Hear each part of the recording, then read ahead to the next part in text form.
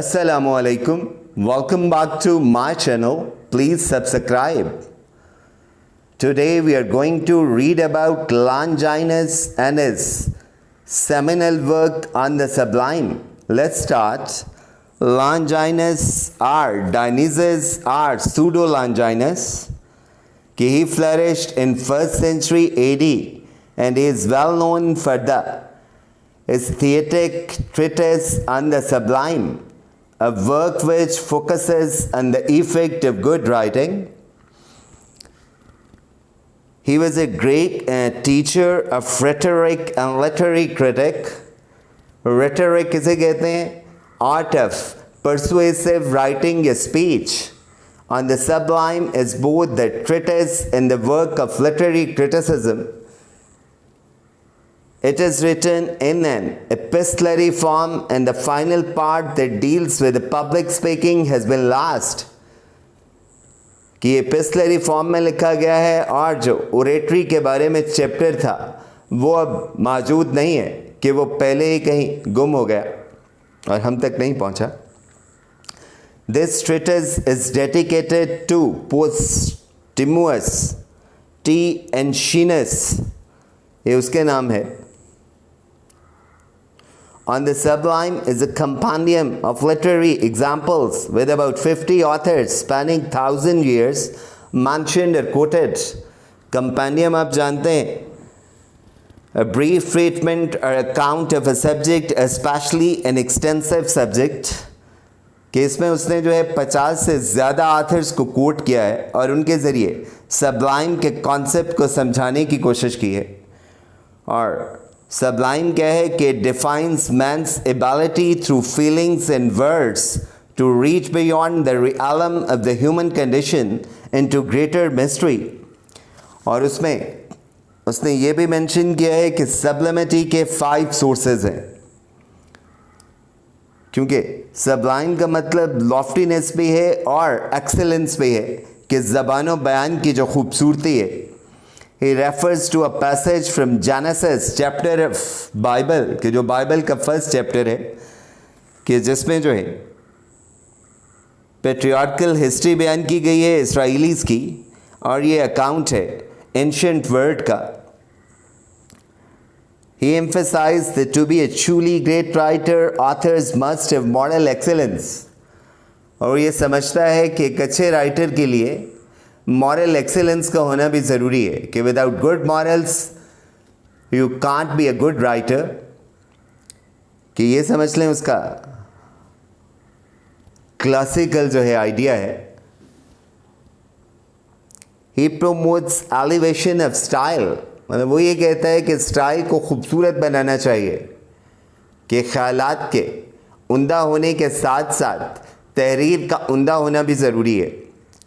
Scott James called him first romantic critic. इसलिए उसे पहला रोमांटिक क्रिटिक भी कहा जाता है क्योंकि वो फीलिंग्स और इमोशंस की बात भी करता है और उनके विविड पोर्ट्रेल की, तो इसलिए उसे रोमांटिक भी कहा जाता है. Pope's essays on criticism sums up all the art of poetry as taught first by Longinus. Pope ने तो इस हद तक कहा है कि लॉन्जाइनस ने ही बताया था कि शायरी क्या होती है. और पोप क्योंकि न्यू क्लासिकल राइटर था इसलिए उसने ग्रीक और रोमन जो है पोइट्स को फॉलो किया था अपनी शायरी में.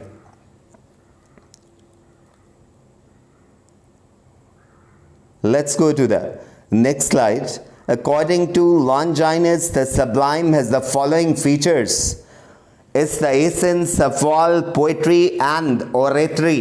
Oratory कहते हैं आर्ट ऑफ पब्लिक स्पीकिंग को और एसेंस कहते हैं बेसिक एलिमेंट को, कि उसके नज़दीक ये शायरी और फ़न खिताबत का जौहर है या असल है. It valorizes a special use of language. Valorize कहते हैं वैलिडेट करना, कि इसमें जो है ज़बान को जो है ख़ास और ख़ूबसूरत तरीके से इस्तेमाल किया जाता है, कि उसको चार चांद लगाया जाता है, एम्बेलिश किया जाता है, डेकोरेट किया जाता है. It's a matter of reader response. और ये जो है इस पे मुनहसर है कि रीडर इसे पढ़ के क्या फील करता है. तो जो रिसेंट क्रिटिकल थेरी है या लिटरेरी थेरी है, उसमें रीडर रेस्पॉन्स नामी थेरी भी मौजूद है कि लेट 1960s में शुरू हुई थी और it focuses on the reader और audience reaction to a particular text perhaps more than the text itself, कि इनके नज़दीक टेक्स्ट से ज़्यादा रीडर का रिस्पॉन्स इम्पॉर्टेंट है. The reader actively constructing text rather than passively consuming them, unlike text-based approaches as new criticism.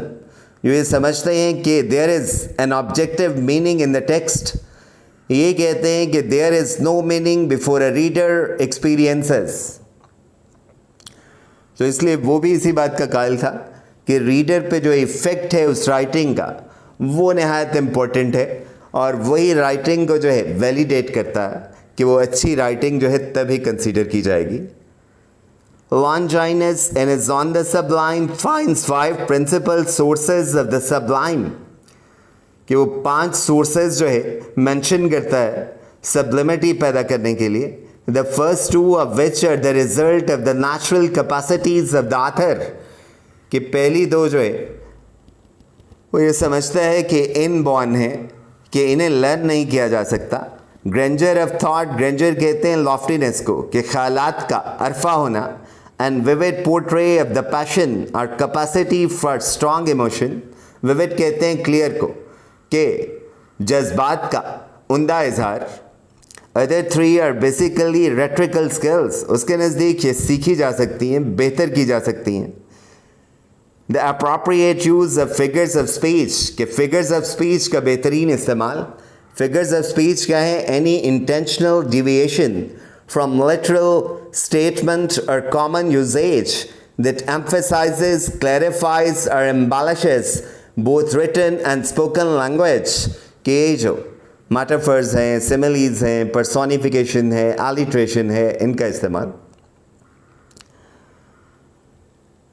The majestic composition or structure of the whole work, कि फिर इन सारी चीज़ों का judicious इस्तेमाल, के वो काम जो है फिर वो खूबसूरत नज़र आए, कि ये सारे एलिमेंट्स जो हैं इनका हारमोनियस कॉम्बिनेशन होना ज़रूरी है, तभी जो है सब्लिमिटी अचीव हो पाएगी. अब हम आते हैं बारी बारी इन 5 सोर्सेज की तरफ. Granger of thought, nobody can produce a sublime work unless his thoughts are grand and sublime. मतलब उसका कहना है कि without grand thoughts sublimity is out of question. stately thoughts, stately वही lofty कह लें, elevated कह लें, noble और dignified कह लें, belong to the loftiest mind. Therefore he who would attain distinction of style must feed his soul on the works of the great masters as Homer, Plato and Demosthenes. Homer आप जानते हैं, इसका तस्करा हम पढ़ चुके हैं कि वो एक ग्रीक एपिक पोइट था. प्लाटो के बारे में भी पढ़ चुके हैं कि वो एक ग्रीक फिलोसफर था. डेमोस्थेनीज के बारे में आपको बता देता हूँ कि वो जो है 4th सेंचुरी BCE से एक एथेनियन स्टेट्समैन था और ओरेटर था, कि he is considered one of the greatest ancient Greek orators and his speeches provide valuable information on the political, social and economic life of 4th century. तो वो ये कहता है कि ग्रैंड मास्टर्स हैं, कि इनसे सीखा जा सकता है कि ग्रेंजर ऑफ थॉट क्या है, and capture from them some of their greatness. बाद में यही बात जो है मैथ्यू आर्नल्ड ने भी की थी, जो एक विक्टोरियन लिटरेरी क्रिटिक और पोइट था.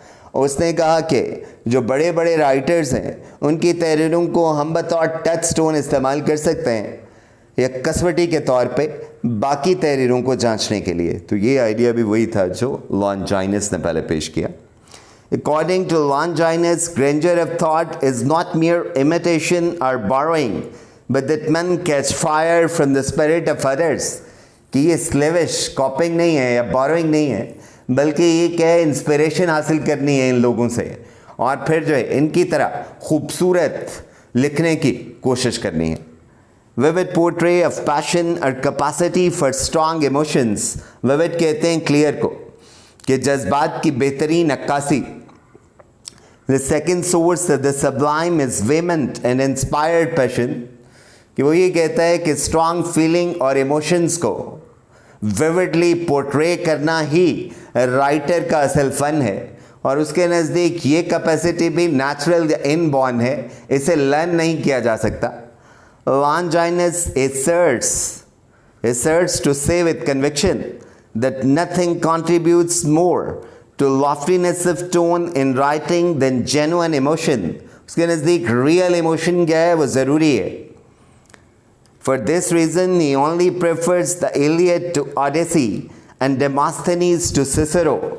Cicero भी जो है एक रोमन स्टेट्समैन, लायर और स्कॉलर था, वो भी एक बहुत मशहूर जो है ऑरेटर है,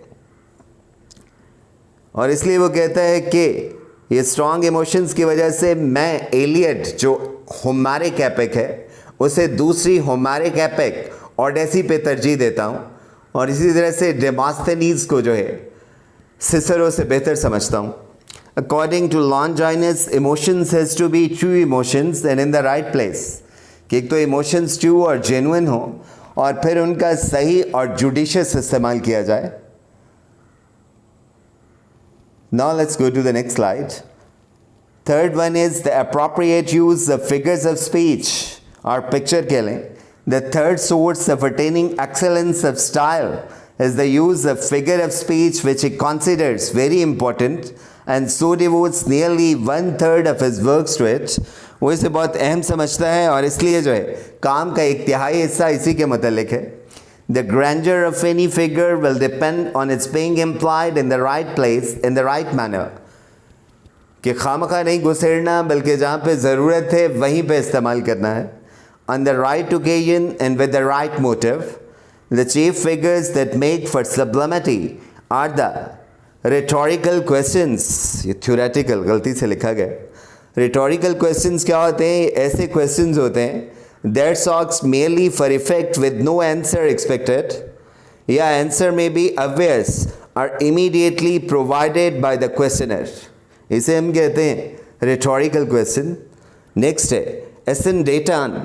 ascendaton क्या है? ये इसका मतलब है ये एक स्टाइलिस्टिक डिवाइस है. इसे हम लिटरेचर और पोइट्री में इस्तेमाल करते हैं to intentionally eliminate conjunctions between the phrases, कि हम ये जो जॉइनिंग वर्ड्स हैं इनको हटा देते हैं और ग्रामेटिकल एक्यूरेसी को मेंटेन रखा जाता है. अगरचे हम इसे इकोनॉमी ऑफ एक्सप्रेशन कह सकते हैं कि इससे एक्सप्रेशन क्या है वो खूबसूरत हो जाता है.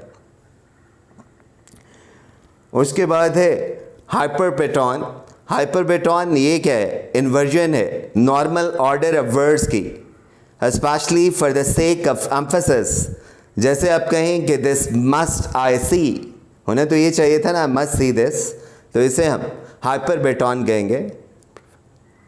और थर्ड वन है preferences.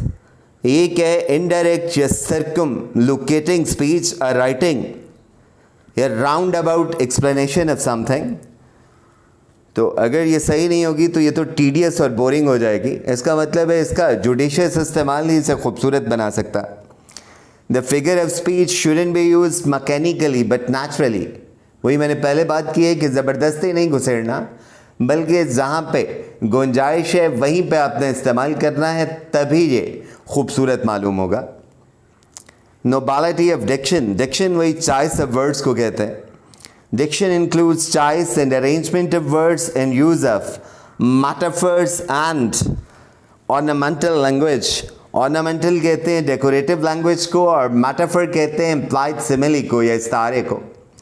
Among the ornaments of speech, Longinus considers metaphors and hyperbole. Hyperbole क्या होता है कि use of exaggeration as a rhetorical device or figure of speech. In poetry and oratory, it emphasizes, evokes strong feelings and creates strong impression. जैसे हम कहते हैं to wait for an eternity, कि ये क्या है? हाइपरबोले होगा, एग्जेजरेशन होगी. उसके बाद हम चलते हैं नेक्स्ट स्लाइड की तरफ.